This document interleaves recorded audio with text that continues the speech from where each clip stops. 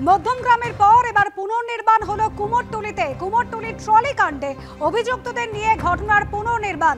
আমাদের প্রতিনিধি সৌমিত্র রায় এই মুহূর্তে সরাসরি রয়েছেন আমাদের সঙ্গে। সৌমিত্র, একদমই তাই। এই মুহূর্তে আমি রয়েছি কুমোরটুলি ঘাটে। অনুসমা, তুমি দেখতেই পাচ্ছ এই মুহূর্তে তদন্তকারী অফিসাররা তারা এসেছেন এবং অভিযুক্ত মা এবং মেয়ে দুজনেই তারা রয়েছেন। এই যে ট্যাক্সিতে, তুমি যে ট্যাক্সির ছবি দেখতে পাচ্ছ, এই ট্যাক্সিতে করেই তারা সেদিনকে এসেছিলেন। যে ট্রলিবন্দি মহিলার মৃতদেহ নিয়ে তারা এই যে গঙ্গার ঘাটে যেখানে তারা ফেলতে এসেছিলেন, ঠিক সেখানেই মধ্যমগ্রাম থানার পুলিশ আধিকারিক তাদেরকে সঙ্গে করে নিয়ে এসেছেন ঘটনার পুনর্নির্মাণ করার জন্য। এবং যেটা আমরা দেখলাম যে ঠিক যেখানে তারা যে ট্যাক্সি করে এসেছিলেন এবং যে এই কুমোরটুলি ঘাটে যেখানে তারা ট্যাক্সি থেকে নেমেছিলেন, আজও ঠিক একই রকমভাবে তারা ট্যাক্সি থেকে সেই জায়গাতেই নামেন এবং নেবে তারা পায়ে হেঁটে সেখান থেকে 30 মিটার দূরত্বে তারা এগিয়ে আসেন এবং যেখানে তারা দাঁড়িয়ে রয়েছেন এখানে কিছুক্ষণ আগে তারা গঙ্গার ঘাটে যেভাবে তারা এই ট্রলিবন্দি যে মৃতদেহ তারা যেভাবে গঙ্গার ঘাটে ফেলছিলেন সেই পুরো বিষয়টা পুঙ্খানুপুঙ্খ বিবরণ দেন পুলিশ তদন্তকারী আধিকারিকদের। ঠিক যেভাবে তারা ঘটনাটা ঘটিয়েছিলেন ঠিক সেইভাবেই এই ঘটনার পুনর্নির্মাণ করা হয়। এবং তুমি দেখতে পাচ্ছ এখানে মধ্যমগ্রাম থানা তদন্তকারী অফিসার তারা যেমন রয়েছেন এবং স্থানীয় থানা অর্থাৎ নর্থপোর্ট থানার পুলিশ আধিকারিকরা তারাও এখানে রয়েছেন।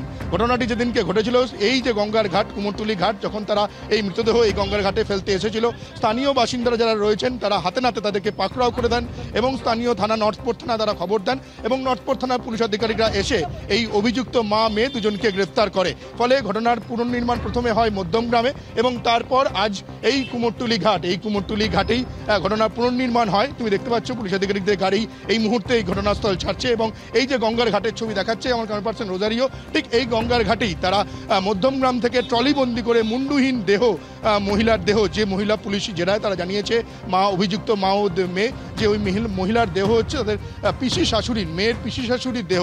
তাদের পারিবারিক বিবাদের জেরে পিসি শাশুড়িকে খুন করে সেই পিসি শাশুড়ির মুন্ডুহীন 3 টুকরো দেহ তারা এই গঙ্গার ধারে নিয়ে আসেন মধ্যমগ্রাম থেকে এবং এই গঙ্গার ধারটা হচ্ছে কুমোরটুলি ঘাট। সেই কুমোরটুলি ঘাটেই তারা এই ট্রলিবন্দি যে দেহ তারা ফেলতে যান এবং ফেলতে যাওয়ার সময় স্থানীয় বাসিন্দারা তাদেরকে হাতে নাতে পাকড়াও করে স্থানীয় নর্থপোর্ট থানা পুলিশ আধিকারিকদের হাতে তুলে দেন।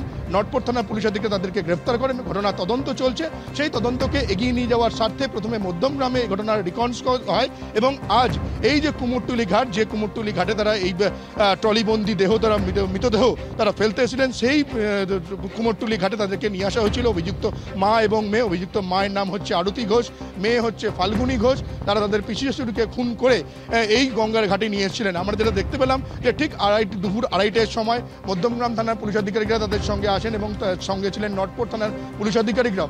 যে ট্যাক্সিতে করে তারা এসেছিলেন আজও ঠিক একই ট্যাক্সি করে তারা এখানে আসেন এবং এসে তারা পায়ে হেঁটে ঠিক ওখান থেকে ট্যাক্সি থেকে নেবে 30-40 মিটার হেঁটে যেখান থেকে তারা গঙ্গায় ফেলতে আসেন সেখানে তারা আসেন এবং পুরো ঘটনার রিকনস করেন তদন্তকারী আধিকারিকরা।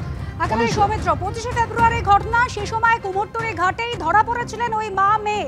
পিসি শাশুড়ির দেহ ট্রলি ব্যাগে পড়ার সময় পা কেটে ফেলা হয়েছিল, তারপর ট্রলি ব্যাগে পুরে গঙ্গায় ফেলতে এসে ধরা পড়ে যান তারা।